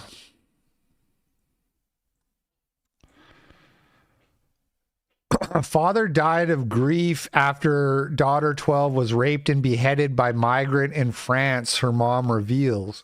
Now, this is an older story, the story of this girl that was pretty viral back when it happened. Her name was Lola. She was murdered. She was raped and beheaded by a woman, which a lot of people thought the person must be trans. Like it's an Algerian woman, but it doesn't make sense. Like an Algerian woman who's a prostitute, they say. But all the mainstream sources assure me that it's not a trans person. It's a biological woman.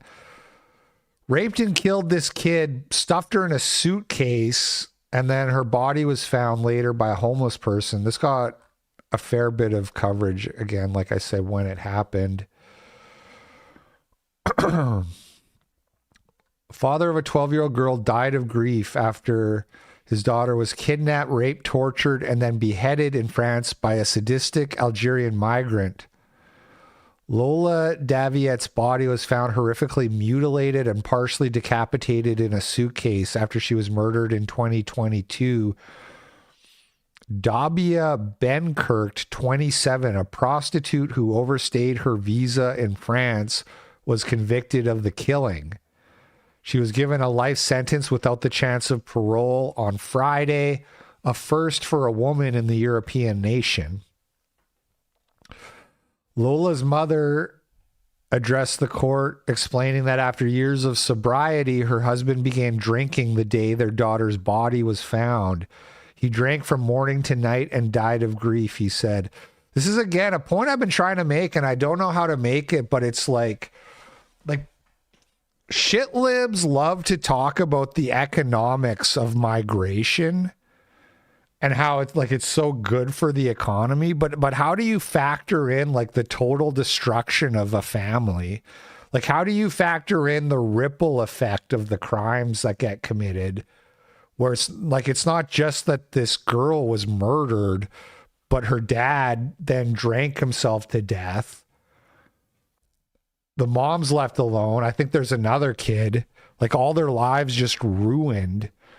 And then the ripple effect of all that down the line. It's completely impossible to measure. And like when people start talking to me about how these people are good for the GDP, I seriously want to just shoot them into the sun in Minecraft.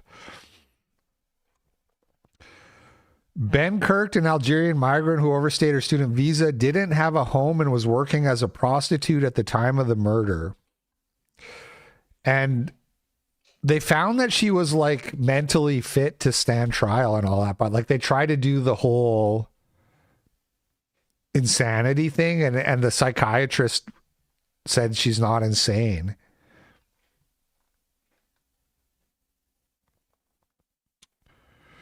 After torturing the young girl, Benkirk stuffed her body into a plastic suitcase, dragging it to a restaurant and back before dumping it in the lobby of the apartment. It's so weird. The body was found later that day by a homeless man who reported it. The numbers 1 and 0 were mysteriously written on Lola's feet.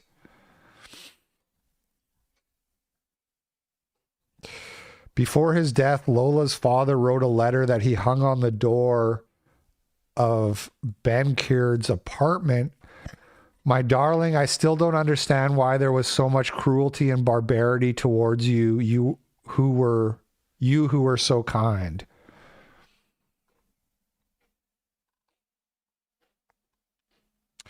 I would like to ask the whole family for forgiveness. What I did was horrible and I regret it, Ben Kirk said in court.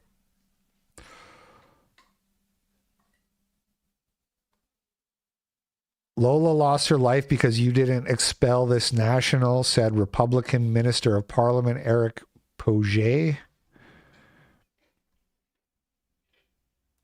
Lola's mother and brother, so there's also a boy whose life is destroyed, pushed for a life sentence and were pleased with the outcome of the trial.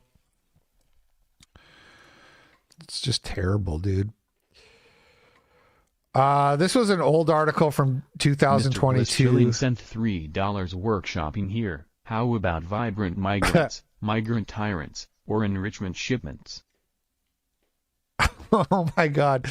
Okay, Mr. Bliss Chilling, can you cook me up something? Because for anybody who doesn't know, Bliss Chilling is the guy who made the Blacktivities.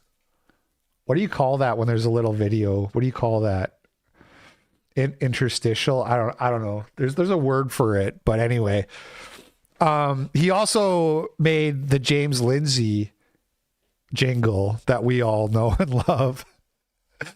So yeah, I like vibrant migrants and enrichment shipments. So maybe, I don't know, maybe you can get a quick little jingle that works all of those ideas into it. Yeah, bumper, I think bumper is the word I was looking for. Yeah, can you cook me up something for migrants, Bliss Chillin'? I'd appreciate that. Anyway, this article just talked about how she was found fit to stand trial, which I already talked about, so we'll skip that. A school in Birmingham has written to parents warning of a local migrant trying to grab 11-year-old girls. So this was on October 24th. Dear parent guardian, I hope to be writing to you today celebrating the many successes we have seen this half term. Unfortunately, I also feel I must share with you some details of a frightening incident which took place this morning. 4 of our year 7s who were walking to school were approached by a stranger who seems to have made grabbing motions towards the girls. The girls were understandably terrified.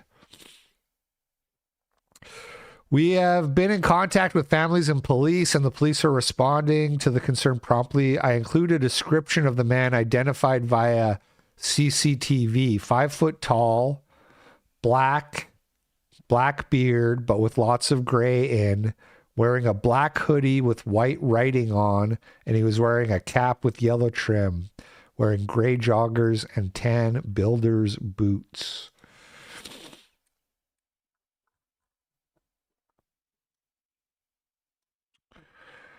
Migrant sex offender is second person to be freed by mistake from HMP. Okay, so I actually meant to pull up more on this, and I kind of forgot because there's so much going on. But sex offender released accidentally.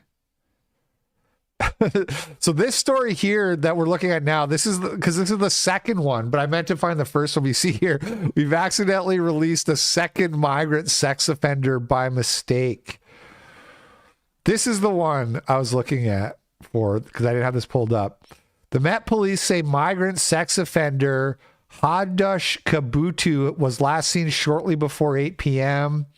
He was still in his prison-issued tracksuit, but is now carrying his belongings. Now, the quote tweets on this were so funny. Anna Slats. Just to recap, a migrant rapist was accidentally released from prison.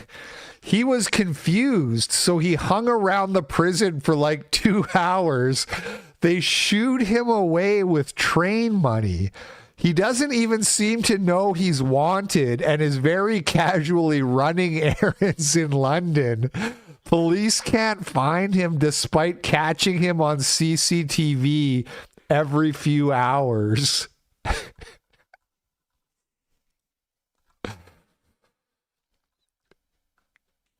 Kunli Drukpa, get the accidental released illegal migrant sex offender look. Steal his look.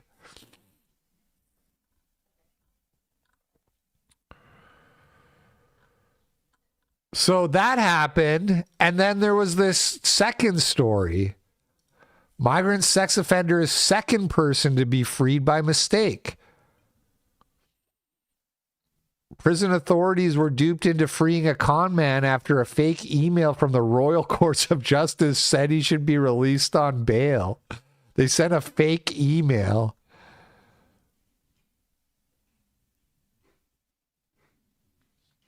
The first one was 2 years ago. Junaid Ahmed, 36, was awaiting sentencing after admitting posing as a doctor to rent a house he couldn't afford and buy a home worth more than $2 million. Well, which part is the sex offending part?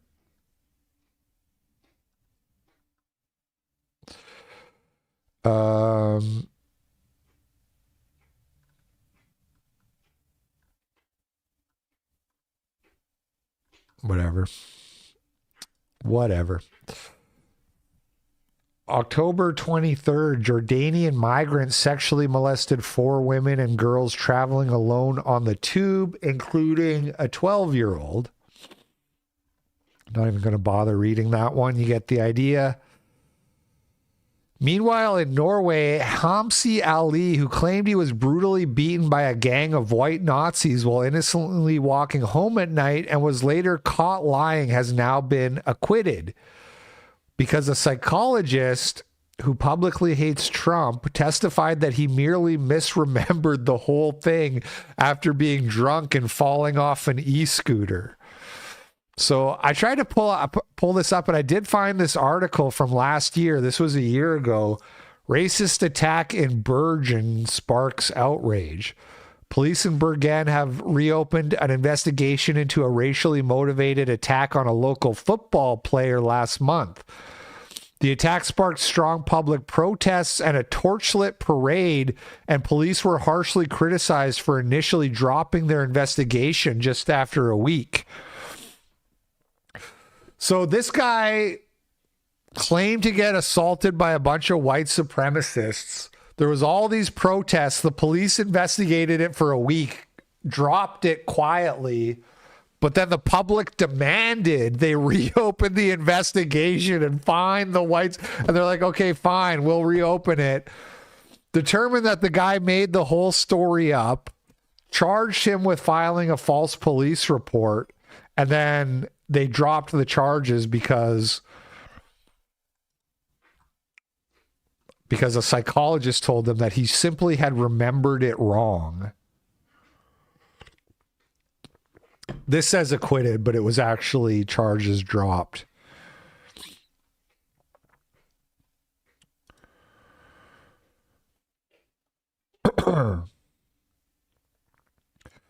He was attacked by as many as 6 men while walking home through a park after a match in September. He suffered a brain concussion, broken nose, and the loss of 4 teeth during the attack.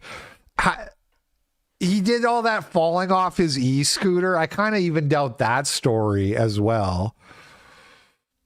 Ali's local football club had won the match by a score of 7-0 and celebrated in the clubhouse before Ali walked home through the park.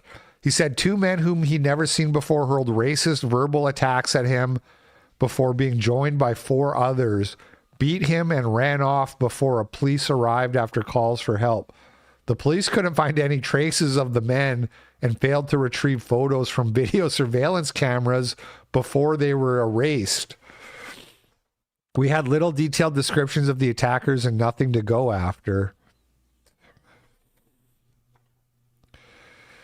Ali has expressed gratitude for all the support he's received after the attack attracted widespread media coverage. Police have since also received tips from passers-by and retrieved video of the area from another building.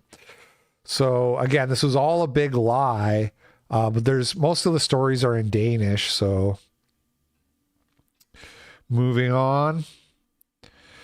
Bystander recalls shooting at Austin Central Library. So we're into our black activities now. There was a shooting at the public library in Austin, Texas the other day. Tonight, We are learning new details about what happened during a shooting at Austin's Central Library yesterday that left one person seriously wounded. Police say the shooter was taken into custody more than an hour later in South Austin. KV's Malia Masamoto joins us now in studio tonight. And Malia, you spoke with both library officials and someone who was actually at the library at the time.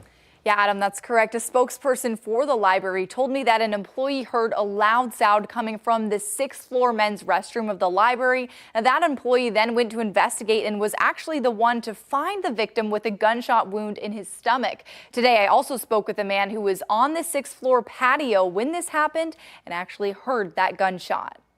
We're at Austin Public Library right now, and we have a shooter. Someone got shot up on the 6th floor. Chaos at the Central Library as police roped off a popular part of downtown Austin just after noon on Saturday. One individual has been shot at this time. 10-4. First time I looked over the roof back here, and there was police officers with guns and everything, and I knew it was serious. Daryl Rember was on the 6th floor library rooftop when the shooting happened. I heard the pop, and I knew what it was. This girl came out and she started like she was just hysterical. Someone got shot. He describes the next 15 minutes as stressful, waiting to find out if it was safe to leave the building. We didn't know if it was like one of those random, just, shootout, just shooting everybody. Shelter-in-place alerts went out to the community at 12:40 p.m. while police tried to find the accused shooter. Austin Travis County EMS, just because it was in a public library, did upgrade it to an active attack call, which meant that you saw a very robust response. Once the building was evacuated and Rember was outside, he picked up his phone to record. We don't know what's going on. It did happen up on the 6th floor. About an hour after the shooting, police took the suspect into custody in South Austin. And while Rember was shaken up from the incident, he says it's not going to keep him away from the library, but he will be more cautious. It is a beautiful library. People really, love this place. Maybe watching your surroundings more, that this can really happen here.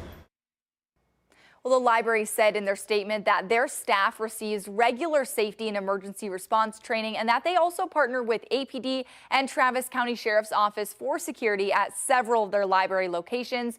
The library was back open to the public today. Adam. Can't be safe at the library. So this is the guy, 55-year-old Harold Newton Keene, arrested after shooting inside the Austin Central Library. They're probably like fighting over the Dr. Seuss book. What's a kid's book but black? I'm trying to, what is a well-known children's book for black people? Is there such a thing? Yeah, 55 years old. And listen to his rap sheet here.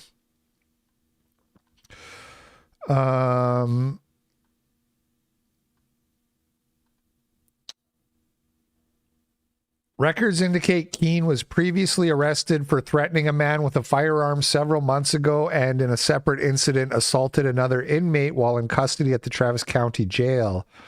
In both cases, prosecutors declined to pursue charges. So he threatened a man with a knife and he assaulted another inmate and he just wasn't even charged.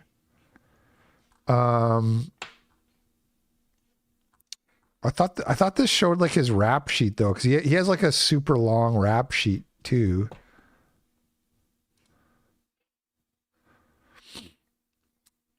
Back in April, Keene lured a man outside a day labor staffing office on Airport Boulevard, pulled a gunmetal gray revolver from his jacket and aimed it inches from the man's face. The victim told police Keene asked, "Are we good?" before raising the weapon and lunging towards him. Security video showed the man dropping his gloves and bolting for the door as Keene advanced, his jacket flaring open just long enough for officers to see the revolver glint in his hand.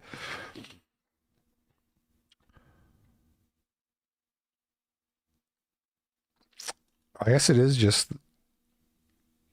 those two things. What these are charges though: bond forfeiture, fraud, assault causes bodily injury. But yeah, those two were dismissed.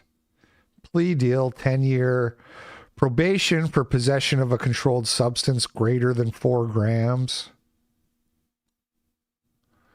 Probably a drug dealer. Was he meeting people in the library to do drug deals and then shot somebody who owed him money or something? Who knows? He's probably mad as EBT. Yeah, are you guys excited? We're like 5 days out from EBT. I know I'm not supposed to like act like excited, but I'm sorry. I live in the safety of my rich white neighborhood. For me, it's just a show. It's all just a big show up here in my ivory tower. But you know, if you're out there in the ghetto, you better get strapped. You better get strapped quick if you're down there in the ghetto. Those EBT cards are about to run out. We're going to have a good YCS. All I know is we're going to have a good YCSP next week. That's all I know. Second man charged with kidnapping DePaul student, holding him for ransom on the red line. This story, I was like trying to find coverage in the news, like any kind of video. I searched YouTube, searched the Google, and like almost nothing came up. The story has almost zero coverage other than this CWB Chicago page. 20-year-old man is the latest to be charged in a harrowing red line kidnapping and robbery that prosecutors say turned an ordinary train ride for a DePaul University student into a crosstown nightmare of death threats and extortion. Keontae Love was charged this week with aggravated kidnapping for ransom and aggravated robbery, accused of teaming up with 18-year-old Ricky Willis to abduct the 18-year-old DePaul freshman. Prosecutors said the attack began around 2 a.m. when Love and Willis boarded the train at the Argyle stop. Minutes later, the DePaul students stepped aboard at Fullerton, adjacent to the school's Lincoln Park campus. Within moments, the men allegedly cornered him, threatened to kill him, and demanded cash. Love and Willis seized the student's phone and tried to transfer money to themselves, but the transaction failed because they tried to transfer so much money, the bank suspected fraud. Undeterred, they allegedly began contacting the victim's family and friends to demand ransom payments. Using the victim's phone, Love and Willis first called the man's sister and warned her she would never see him again unless she sent money. Terrified, she transferred $700 through Zelle to Willis's phone number, according to the allegations. The pair then contacted the victim's roommate, who sent another $100 via Cash App, allegedly to an account named Ricky Willis. They're using their real names and shit. These are some real fucking Lex Luthor types over here with these crimes. I like the roommate sent $100. He's like, I have to find a new roommate. That's a hassle. Put up ads, advertise. Yeah, I could do 100. I could do 100 to not have to look for a new roommate. When they called the victim's mother, prosecutors said the plan faltered because she spoke little English and didn't know how to use electronic payment apps.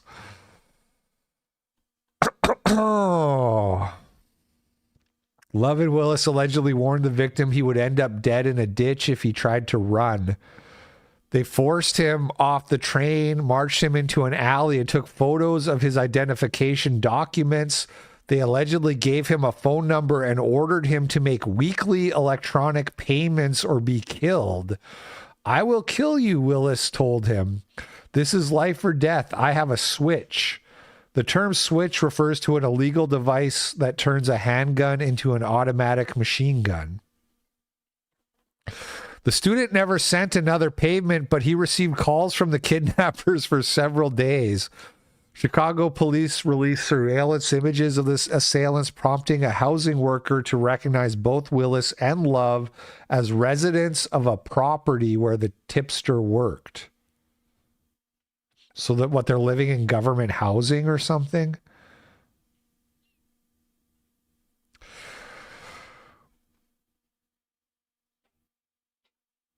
When questioned by detectives, Willis admitted to being the person in the surveillance photo and told police he messed up.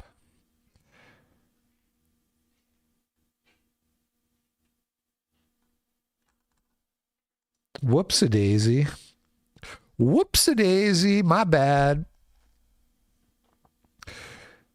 15-year-old robbed, stabbed multiple times in Queens attack by large group. This guy was stabbed for his sneakers. This was 2 days ago in New York. A teenage boy is fighting for his life after being attacked and robbed in Jamaica, Queens on Wednesday. Police say a group of 13 people surrounded the victim and began arguing with him. That's when they allegedly started kicking and punching the boy before stabbing him with a Silence of the Lambs. We a nice Keontae love. Oh shit. knife multiple times and taking off with his sneakers valued at about $340. The victim is hospitalized in critical condition. Anyone with information is asked to call Crime Stoppers. New York Attorney General Letitia James lashing out at President Trump after pleading. That's the whole story, I guess. Stabbed over some sneakers. Federal agents recovered $88,000 in cash from the home of brothers Anwar and Asada Dow. They're accused of defrauding more than $1.2 million in Medicaid payments through fraudulent Minnesota HSS businesses. This is, again, we keep seeing these stories, Somalis in Minnesota doing these big fraud scams where they get these huge sums of money. There was a really big one in COVID. We've seen some other ones. There was that talk about these Somalis, they all claim like autism on their kids. And then they get money for having autistic kids, and these autistic, they like run the service centers that get government grants to help and it's all scams, just insane levels of fraud in Minnesota with all these Somalis here. Breaking developments in Carol Evans' ongoing housing hustle investigation and the first guilty plea in a sweeping federal fraud case tied to Minnesota's Housing Stabilization Services Program. The charges were brought in the wake of reporting by AJ Legault and our investigative team as they exposed fake meetings, forged signatures, and taxpayer money stolen. AJ joins us now with the latest on this story. AJ? Now, Jen, a systematic and wholesale attack on Minnesota's Medicaid system. That's how federal prosecutors described what happened inside the state's Housing Stabilization Services Program, or HSS. And now, one of the business owners at the center of our investigation is admitting guilt. Homeless, desperate, and exploited. And to wake up freezing ice cold and having to go outside and pee, and you can't move because you're so damn cold, it sucks. It really, really sucks. Last fall, Julie Quiros responded to this ad in a gas station bathroom promising help. A company called Liberty Plus LLC offered Housing Stabilization Services, or HSS, a Medicaid benefit to help find and maintain stable housing. Ad in the bathroom at Holiday. I was wondering what the Medicaid, because the tweet said Medicaid, and I was like, wait, what does Medicaid and housing have to do with? But apparently Medicaid pays for people's housings too. Like they had a pamphlet, like a flyer that said need housing, need help with housing, housing stabilization services, and they put their name and their number. Julie called, gave them her Medicaid insurance info. Then she waited for help through a freezing Minnesota winter. Help that never came, even as Medicaid was billed in her name. And you're sitting there in the cold thinking, okay, any day now. And that any day never comes. When Carol Levin began investigating HSS companies, we found Liberty Plus's website to be as hollow as their promise to help Julie. It was just filled with... But you see how sophisticated it is? Like, yeah, sure, the website, if you go deep and really investigate the links and everything, caregiver name, position, okay. All right, I mean, that's not that sophisticated. That's funny, yeah. It's okay, it's obviously fake, but I mean, this is just lazy, but it's so easy to make a professional looking website now that a lot of these scammers, they do a good enough job that if you just do like a cursory glance, it's going to look legit. But caregiver name, position, that's funny. Stock images of people named caregiver name. Following CARE's reporting, there was an FBI-led raid on Adow's home, and he was among the 8 defendants charged in what the DOJ called the first wave of indictments. Anwar pled guilty Thursday morning to wire fraud, receiving $1.2 million in Medicaid billing as part of the conspiracy, telling his employees to bill as much as they could, and he wouldn't scrutinize the purported billable hours. Anwar's brother, Assad Adow, ran another HSS company CARE 11 investigated. We have so much work to do. I mean, I'm being asked questions here. Well, people say you're not doing work, that you're billing thousands of dollars for work that's not being done. Come on, man. Let's take the proper channels, man. I'm doing everything I am correctly. Court filings indicate he too will soon plead guilty. Anwar Adow is facing between 41 and 51 months in prison. Sources tell me he, quote, weaponized incompetence to target the state's HSS program. The crackdown on fraud is weaponized incompetent. Yeah, the State Department's being incompetent is a big fucking problem. I was saying this to Blonde when I was in Idaho, because I as you guys, most of you know, I took the Pfizer vaccine because they said that I needed it for my green card. I was doing my green card application at the time. And I was like I didn't want to get kicked out of the country. And I foolishly believed that like people were actually like tracking that kind of thing. You know what I mean? That like if I didn't get it, they would look me up in a database that they have and they would know. But it's like the shit that I've seen since then, like that black guy who was the superintendent of the school, who was like an illegal with a fake PhD, and nobody checked his PhD, nobody checked his like visa status, nothing, to like work in the State Department. You know, I was like, man, if I had known how fucking incompetent the whole government was, I'd have just like marked off, just check the little box that I got it, and just like, there's that's done. far from over, with further arrests and charges expected in the coming months. And AJ, I know you've been reporting on this since early spring. Do you have any idea how many more arrests might be coming in the future? It's really hard to tell just how far they plan to push this federal investigation. We know 115 individual businesses have been stopped from billing Medicaid due to what the state labels credible allegations of fraud. Will there be charges in each and every one of those cases? We don't know. Yeah, a huge story. Thanks for following it, AJ. In early January 2024, an individual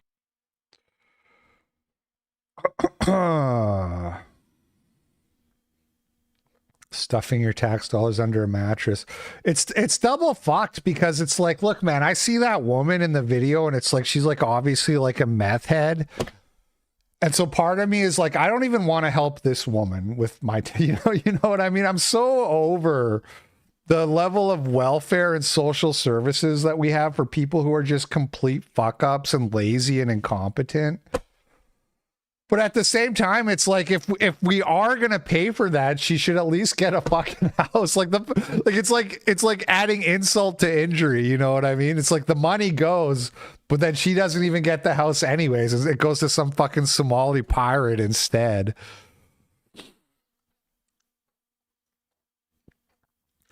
Assault on hospital workers. Man sprayed blood, Warren said. This guy, this low down nigga is accused of. This low down nigga in the hospital sprayed a bunch of workers with his HIV blood. Spraying blood in the eyes of healthcare workers. 25-year-old Cameron Gilchrist faces 2 charges for assaulting emergency personnel. He's accused of exposing them to HIV.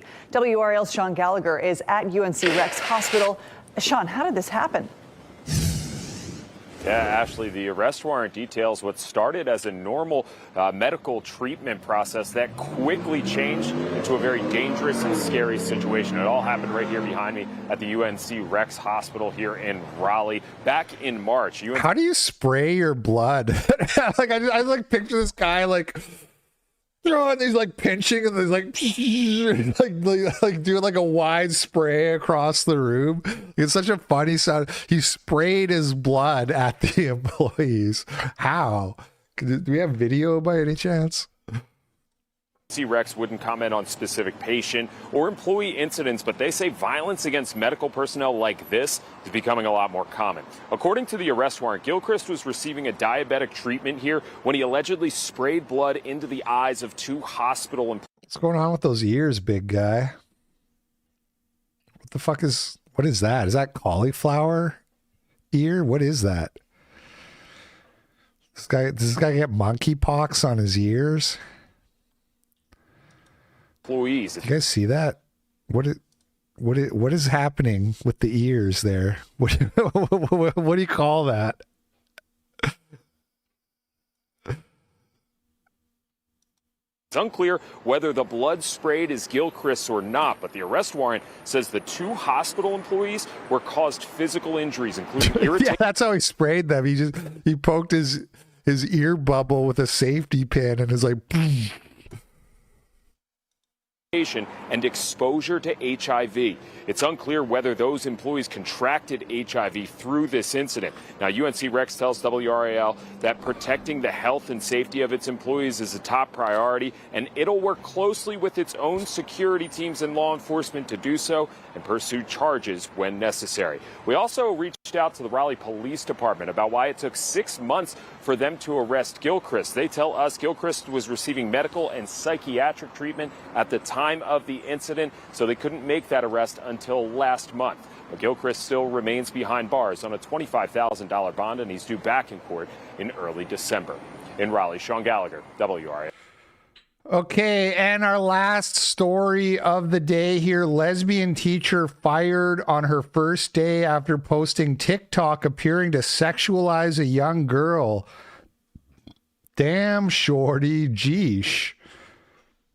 Mayetta Borders was fired from her job as a substitute teacher at Lake Cormorant High School in Mississippi after posting TikToks from her workday on October 17th. Yeah. We got a new hustle unlocked. I'm a school teacher now. Little brothers. Let's get the day rolling. Let's get the day rolling. Why can't our students read? Why can't our underprivileged minority students read? It's a mystery. But anyway, let's get the day rolling. Who would have ever thought?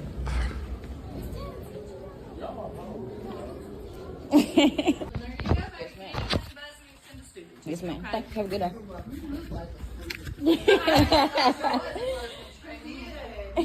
Today was really a breeze. My kids ain't had to do too much, man. To be honest, I let them do whatever they want to do. Yes, I'm that type of teacher. My kids didn't have to do too much. To be honest, I let them do whatever they want to do. Yes, I'm that type of teacher. Dude, this is like if you were a comedian working at SNL and you pitched like exactly this as a sketch, they would call you they would fire you for being racist. If you just pitched a sketch, you're like, okay, so picture it. It's her first day and she's filming a TikTok and she's like, I'm a foot leg, yeah. And I don't even make them do too much. Yeah, I'm that kind of teacher, Dad, right? They'd be like, you're so racist, you're fired. And she's wearing a big, like, fucking chain, a big, gaudy, silver diamond encrusted chain or something.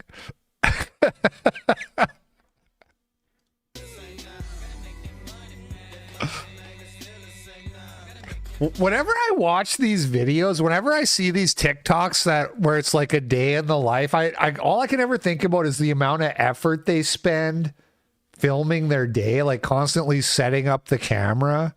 You know what I mean? To get like a new shot. And it's like you have a job, you're supposed to be teaching, but how much time and energy are you putting into like putting more effort, let's be honest, into making the TikTok than teaching anything to the kids. Took me a little lunch break. Yeah, they got it going on at this joint. They stay bound. Okay, then. Damn, shorty. Sheesh. Man, I gotta get up out these school kids trying to take me down, man. Then I look. Okay, and so then there's a little high school girl, and the teacher's like, "Damn, shawty, I gotta get out of here. Well, these kids, they try to take me down, man. They try to take me down." It's like a black Boomhauer from, or Boomhauser, the King of the Hill guy. Did you? I'm gonna play that one more time. Damn, shorty. Sheesh. Man, I gotta get up out these school kids trying to take me down, man. Then I look so young, I look like one of them. Appreciate it. You know, my little free time, I had to go out there and give me some little content, little fit check. Really just a chill fit today. Cause y'all know if it was up to me, I would have been rough finding. Did you see that old clip of Reagan denying the $6 million in the 1967 RFK/Nixon debate? No, I don't think I saw that. I don't think I did see that. Can you send me the link on Twitter or something? Head to toe. Yeah, I know I ain't lying. But they did have a pep rally and came clutch. And that was the typical day. So she was immediately fired after posting that, which at least some standards still exist. You're allowed to be this person. You just can't get caught. You can't post publicly about how you're this person, because then they'll fire you. They were fine hiring her, but she was too she posted about it. You can't do that. All right. That's the show for today, everybody. Thank you for watching. Appreciate the support. I'll be back tonight with another Silent Hill gaming stream for Halloween month here. And you guys enjoy the rest of your day. I'll be back tomorrow morning with another episode of the Daily Cope. Catch you on the flip side. Peace out.